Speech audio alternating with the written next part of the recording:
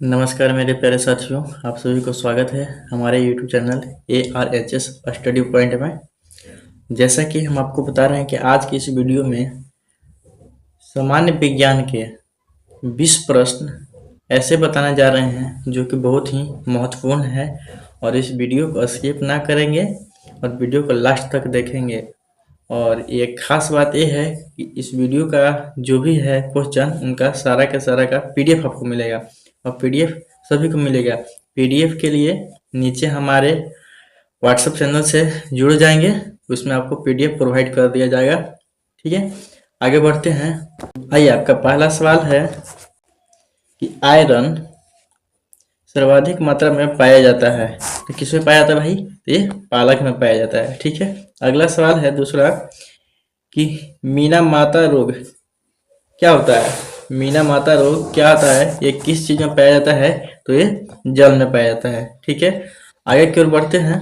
अगला सवाल है आपका कि ऑपरेशन फ्लड संबंधित है। ऑपरेशन फ्लड संबंधित है, किससे संबंधित है?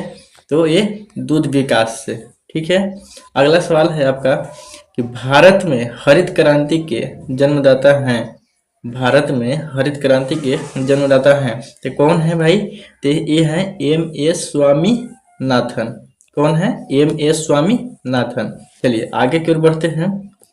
अगला सवाल है, देखिए, सेल्यूलोज बना होता है। सेल्यूलोज बना होता है, तो सेल्यूलोज किसका बना होता है? तो ग्लूकोज का। ठीक है, आगे की ओर बढ़ते हैं। देखिए, ग्रीन हाउस प्रभाव उत्पन्न करती है। ग्रीन हाउस प्रभाव क्या उत्पन्न करती है? तो ये कार्बन डाइऑक्साइड गैस। क्या उत्पन्न करती है भाई? तो कार्बन डाइऑक्साइड गैस। चलिए अगला सवाल है, मसूड़ों में खून आता है, ये किसके कारण आता है? जो मसूड़ा है हम लोग का, उसमें खून बोले तो ब्लड किसके कारण आता है? तो ये विटामिन C के कमी के कारण आता है। ठीक है, चलिए अगला सवाल है कि पेनिसिलिन एक उत्तम प्रतिजैविक है जो प्राप्त होता है, किससे प्राप्त होता है? पेनिसिलिन एक उत्तम प्रतिजैविक है जो प्राप्त होता है, तो किससे प्राप्त होता है दोस्त? ये होता है कवक से। ठीक है, आगे की ओर बढ़ते हैं। एंजाइम एक विशेष प्रकार का होता है। क्या होता है? एंजाइम एक विशेष प्रकार का होता है। क्या होता है? तो ये प्रोटीन होता है। ठीक है, आगे की ओर बढ़ते हैं। पौधे के लिए प्राणदायिनी गैस कौन सा है? पौधे के लिए प्राणदायिनी गैस कौन सा है? तो CO2, जिसको बोलते हैं कार्बन डाइऑक्साइड। ठीक है, आगे की ओर बढ़ते हैं।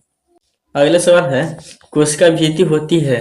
कोशिका भित्ति होती है, क्या होती है? निर्जीव होती है, सजीव होती है? क्या होती है? तो ये निर्जीव होती है। ठीक है ना, कोशिका भित्ति क्या होती है? निर्जीव होती है। अगला सवाल है कि क्लोरोप्लास्ट पाया जाता है। क्लोरोप्लास्ट पाया जाता है, तो क्या पाया जाता है? सिर्फ पादप कोशिका में पाया जाता है। क्लोरोप्लास्ट किस में पाया जाता है? तो ये पादप कोशिका में पाया जाता है। ठीक है, चलते हैं। अगला सवाल है कि अर्धसूत्री विभाजन, अर्धसूत्री विभाजन होता है। अर्धसूत्री विभाजन होता है तो किसमें होता है? केवल जनन कोशिका में होता है। किसमें होता है? तो केवल जनन कोशिका में। अगला सवाल है कि लाल व भूरे शैवाल पाए जाते हैं। लाल और भूरे शैवाल पाए जाते हैं किसमें पाए जाते हैं? समुद्र में। ठीक है, इसी प्रकार आगे बढ़ते हुए अगला सवाल है आपका, पनीर बनाने में काम आता है। पनीर बनाने में काम आता है, तो पनीर बनाने में क्या काम आता है? अस्परजिल्स। अस्परजिल्स को कवक भी बोला जाता है। ठीक है, चलिए आगे है कि मनुष्य में दाद रोग होता है। मनुष्य में दाद रोग होता है। मनुष्य में दाद रोग होता है, तो ये कवक द्वारा होता है। किसके द्वारा होता है? तो कवक द्वारा। ठीक है, अगला सवाल है कि 1 ग्राम से ऊर्जा प्राप्त होती है। कितना कैलोरी प्राप्त होती है? तो 9 कैलोरी। 1 ग्राम वसा से ऊर्जा प्राप्त होती है, तो कितना कैलोरी? 9 कैलोरी। अगला सवाल है कि एंटीबॉडीज के निर्माण में सहायक होता है। क्या सहायक होता है? ये होता है प्रोटीन। चलिए इसी प्रकार आगे बढ़ते हैं। अगला सवाल है कि नाड़ियों को स्वस्थ रखता है तथा हृदय की धड़कन को संचालित करता है, ये कौन करता है? तो ये कैल्शियम करता है। ठीक है, कौन करता है? कैल्शियम। आपका अगला सवाल है कि पित्रस निकलता है, पित्रस किससे निकलता है? यकृत, यकृत से निकलता है, बोले तो लीवर से।